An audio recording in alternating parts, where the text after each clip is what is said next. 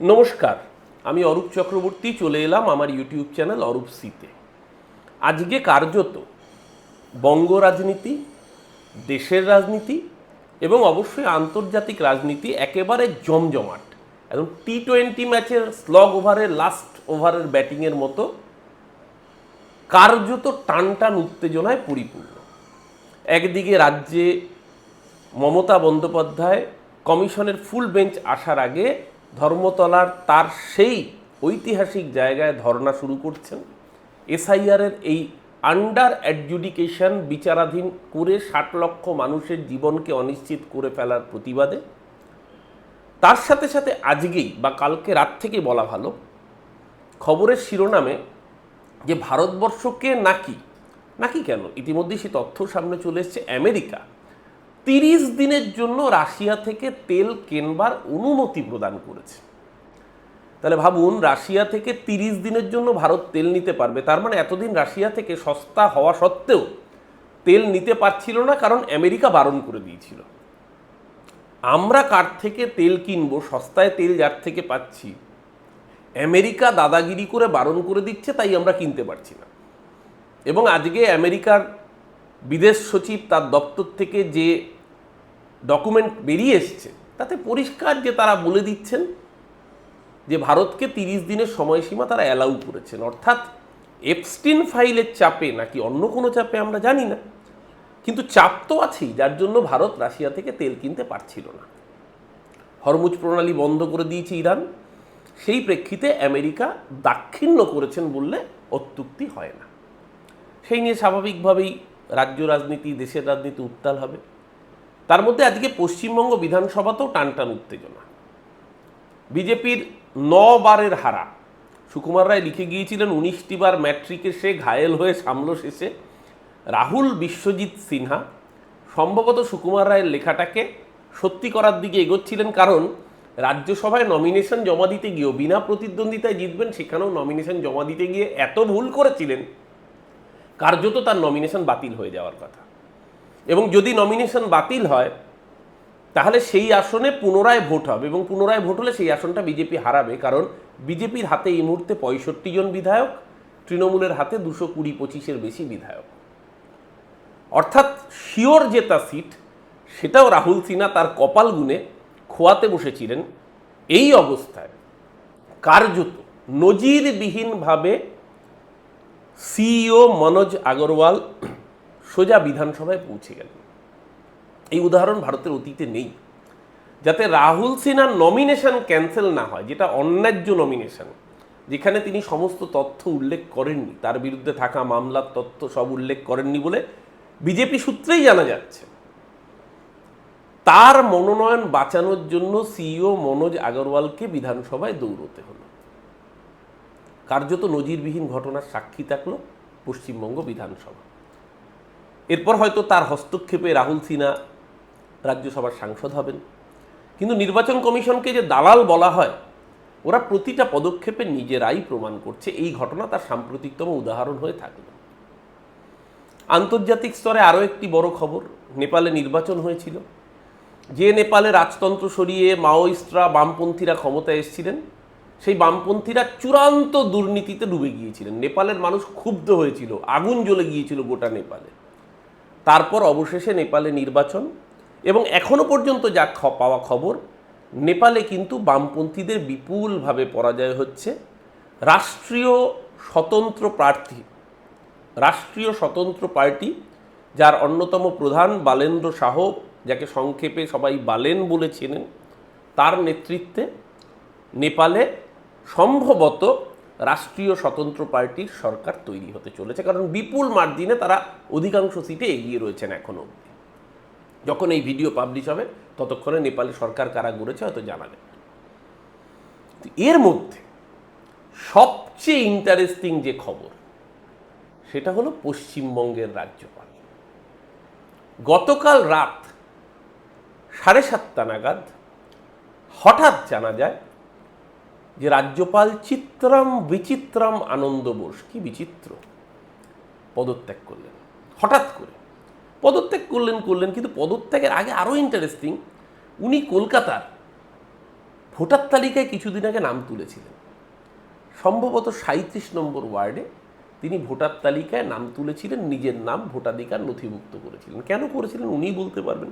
উনি আদতে কেরালার লোক, এ রাজ্যে ভোট দেওয়ার বাসনা তার কেন হয়েছে সেটা নিশ্চয়ই গণতান্ত্রিক অধিকার, তিনি থাকছেন এ রাজ্যে প্রায় 4 বছর। তো এহেন নাম তোলা CV আনন্দ বোস, তার মানে নিশ্চয়ই তিনি এ রাজ্য ছাড়তে চাননি, নাম তোলা থেকেই সহজে অনুমেয়। তাহলে হঠাৎ করে রাতারাতি কেন তাকে পদত্যাগ করতে হলো বা করতে বলা হলো, প্রশ্নটা এখানেই।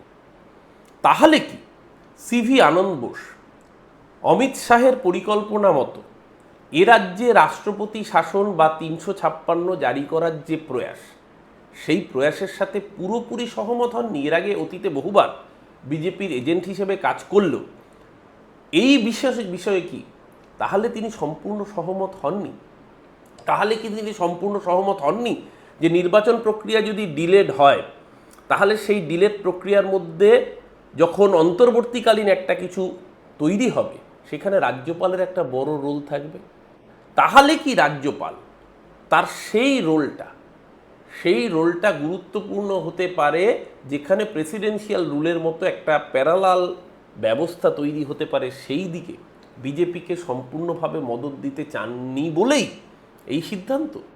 এই সম্ভাবনাগুলো উড়িয়ে দেওয়া যাচ্ছে না, কারণ তড়িঘড়ি যেই ব্যক্তিকে স্বরাষ্ট্রমন্ত্রক অমিত শাহ দপ্তর থেকে এখানে রাজ্যপাল করে পাঠানো হচ্ছে, তার নাম রবীন্দ্র নারায়ণ রবি, RN রবি। IPS, CBI-তে কাজ করেছেন, IB-তে কাজ করেছেন, ন্যাশনাল সিকিউরিটি অ্যাডভাইজার অজিত দোভালের সহযোগী হিসেবে কাজ করেছেন, মূলত ইন্টেলিজেন্স নিয়ে তার কাজ দীর্ঘদিন, এবং অমিত শাহের খাস ব্যক্তি বলে পরিচিত। যুক্তরাষ্ট্রীয় কাঠামোয় নিয়ম অনুযায়ী কোনো রাজ্যে এইরকম পরিস্থিতিতে রাজ্যপাল নিয়োগ করতে গেলে রাজ্যের সাথে কথা বলাটা দস্তুর, সাংবিধানিক যুক্তরাষ্ট্রীয় কাঠামো অন্তত তাই বলে। কোনো আলোচনা হয়নি, জাস্ট চাপিয়ে দেওয়া হয়েছে, নামটা জানানো হয়েছে।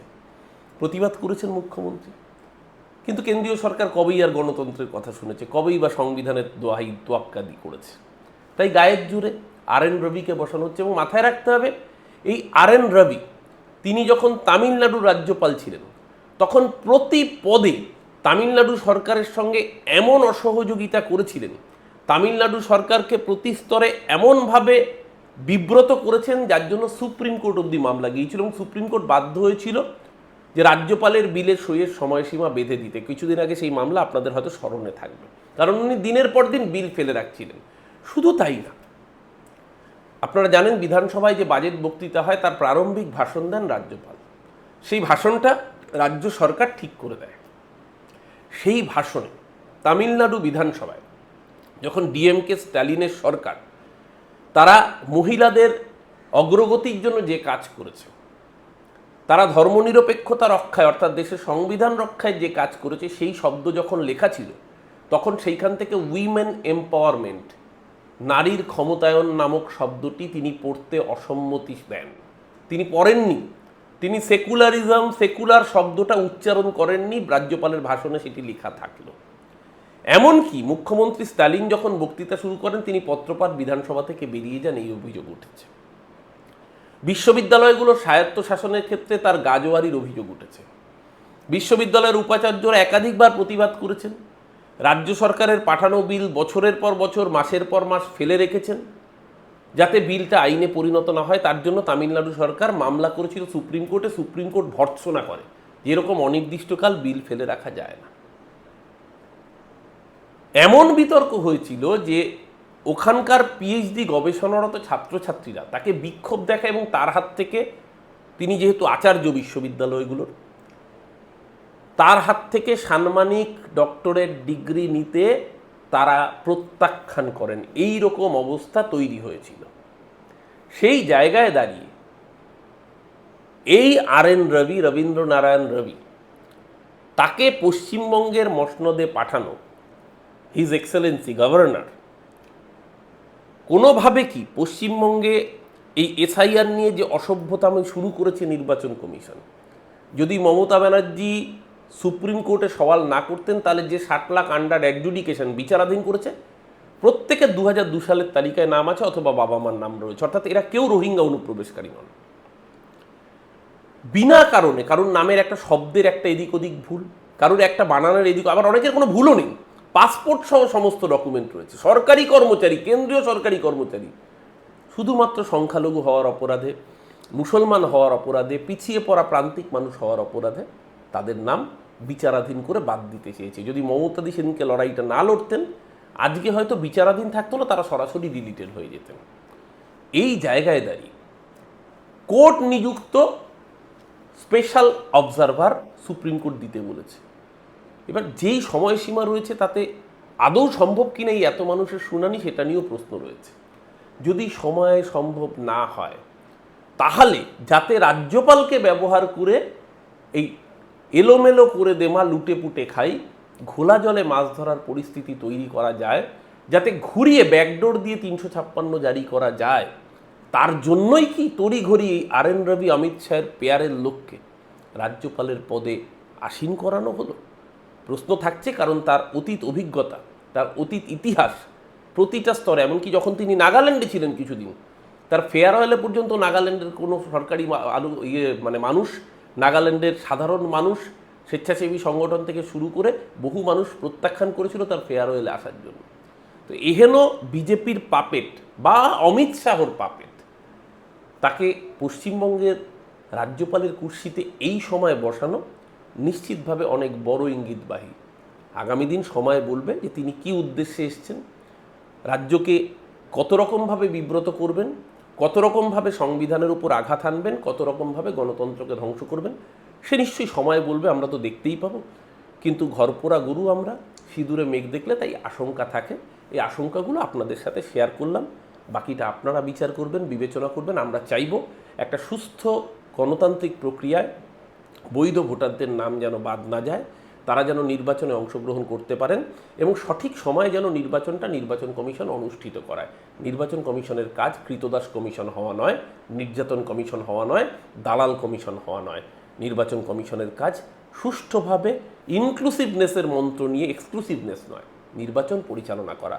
কিন্তু শিব ঠাকুরের আপন দেশে আইন কানুন যেমন সর্বনেশে, এই নরেন্দ্র মোদী অমিত শাহর আপন দেশে নির্বাচন কমিশনও সর্বনেশে। আপনারা নিজেরা বিচার করুন। যদি বক্তব্যের সাথে সহমত হন, ভিডিওটিকে লাইক শেয়ার করুন, বন্ধুদেরকে বলুন চ্যানেলটিকে সাবস্ক্রাইব করে দিতে। আজ এই পর্যন্তই। আবার নতুন তথ্য নিয়ে আবার হাজির হব আপনাদের সামনে নতুন কোনো বিষয়ের উপস্থাপনায়। ততক্ষণ পর্যন্ত ভালো থাকবেন সবাই। নমস্কার, আমি অরূপ চক্রবর্তী।